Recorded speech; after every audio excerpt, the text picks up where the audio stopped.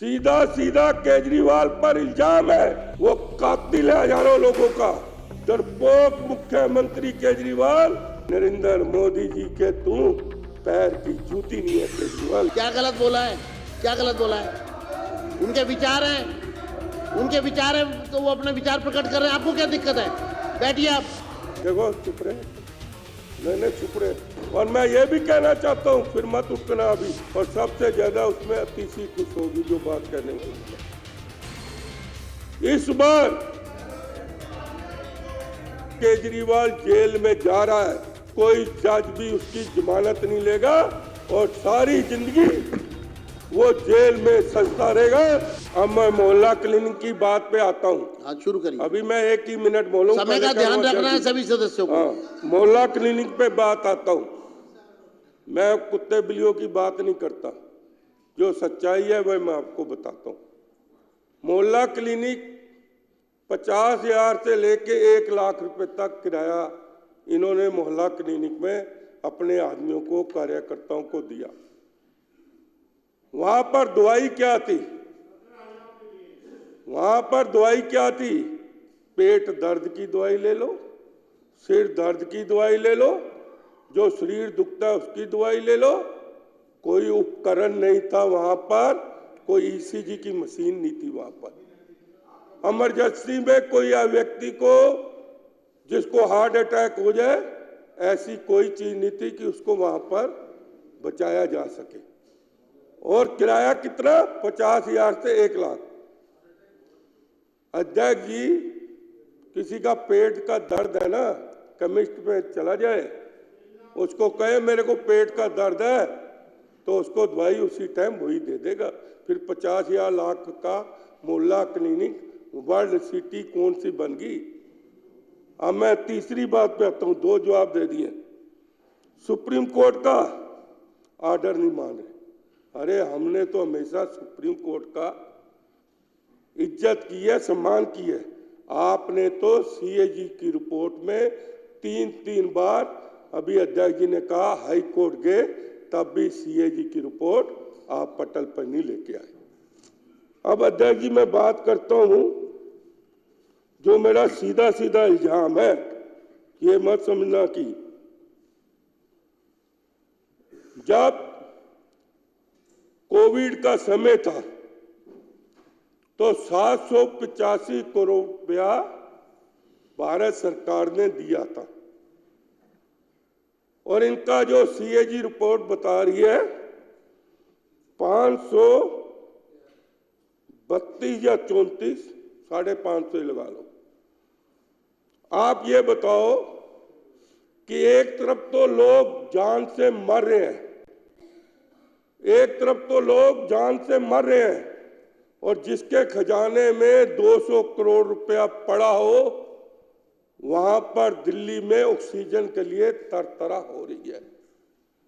सीधा सीधा केजरीवाल पर इल्जाम है, वो कातिल है हजारों लोगों का। क्योंकि अगर ऑक्सीजन आ जाती दिल्ली में, और ऐसी कोई भी चीज नहीं है, खजाने में पैसा होना चाहिए। हमें याद है 1984 नवंबर का, हमें जब हमारे ऊपर आपदा आई थी, कांग्रेस पार्टी लेके आई थी, हजारों से कत्लेआम हुए थे, हमारी बसें जल गई थी, तो हमने कहा लोन चाहिए। देखो चुप रहे, मैंने चुप रहे, कांग्रेस कही। मैं उदाहरण दे रहा हूं, हमें बैंक ने कहा डीडी की जरूरत नहीं है, आप कैश ले जाओ। हमें बैंक ने कहा था कैश ले जाओ।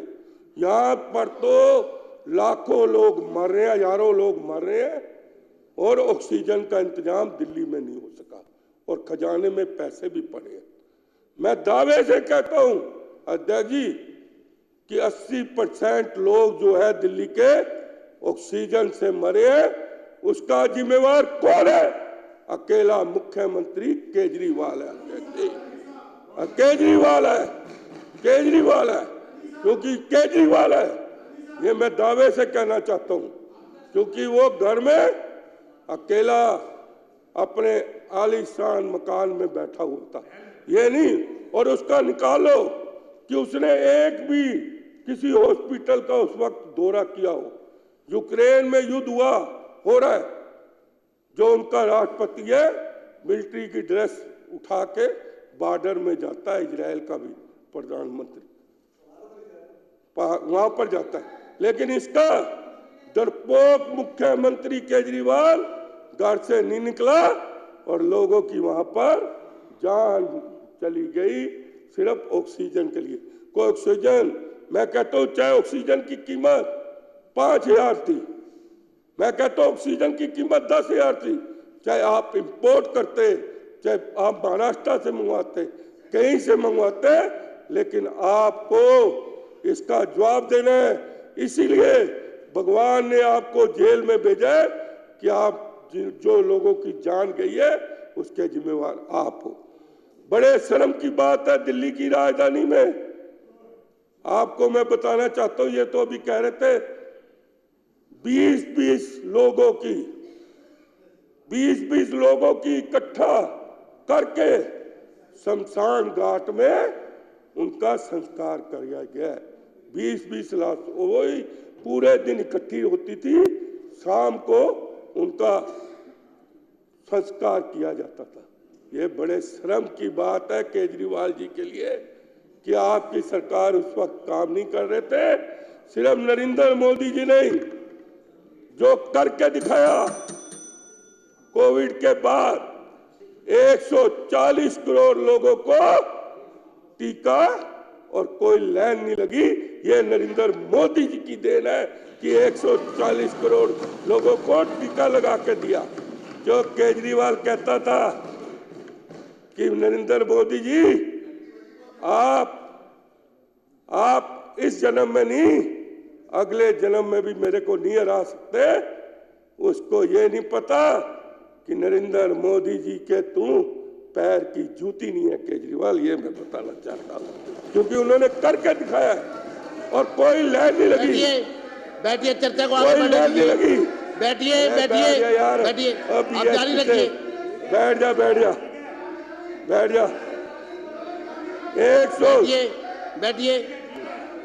140 जी पर चर्चा जारी रहने दीजिए प्लीज।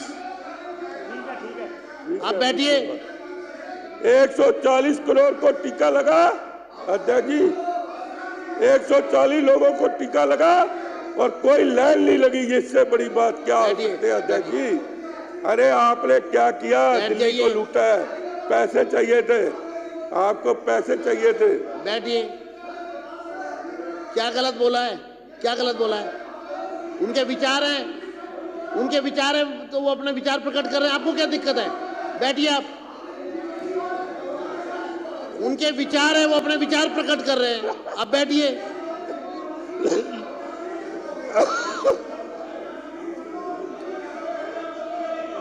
बोलिए, शुरू करिए आप। उनको चुप कराओ ना, बैठिए। बाहर निकालो, नहीं तो चुप कराओ, बाहर निकालो, बार डिस्टर्ब कर रहे हैं। सदस्य को अपने विचार प्रकट करने का अधिकार है। हाँ। बैठिए आप बैठिए। हाँ, आगे बढ़िए। चुप नहीं होंगे, मैं नहीं बोलता, कौन सुनेगा? खत्म करें। हाँ। कॉन्क्लूड करिए अध्यक्ष जी, कॉन्क्लूड करिए। अध्यक्ष जी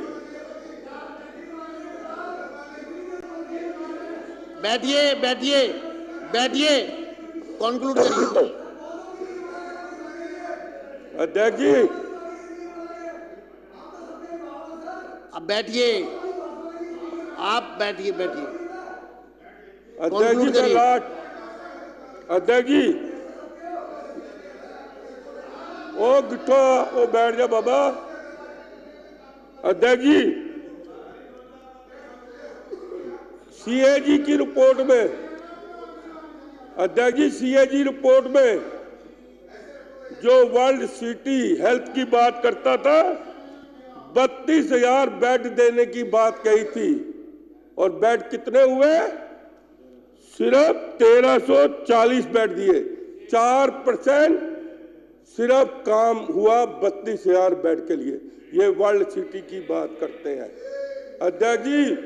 सिर्फ उस दिन मैंने कहा था ना, पैसा पैसा पैसा पैसा, कोई महकमा ऐसा नहीं छोड़ा इन्होंने, क्योंकि मुख्यमंत्री जी ने जो साथ दिखाया है 14 सीएजी की रिपोर्टें आ रही हैं अध्यक्ष जी, 14। और मैं ये भी कहना चाहता हूं, फिर मत उठना, अभी फिर मत उठना, पहले कह रहा हूं कि जिस दिन, और सबसे ज्यादा उसमें अतिशी खुश होगी जो बात करने वाला हूं मैं, इस बार